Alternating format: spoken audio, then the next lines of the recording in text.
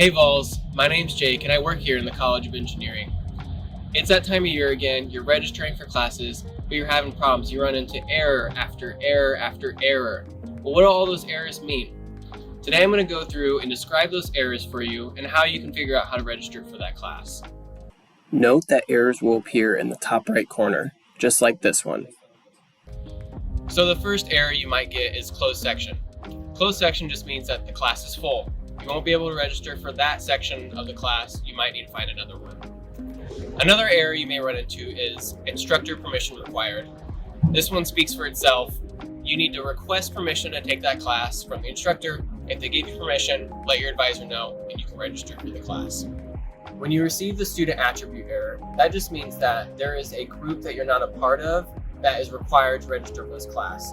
This could be distance learning or a living learning community that you're not a part of.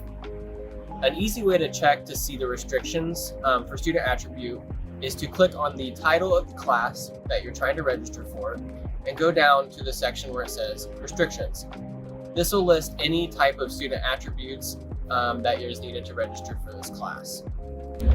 Another common error students get is prereq, coreq, or test score. This just means you're missing a prerequisite to the class you're trying to register for, or there's another class that needs to be registered at the same time.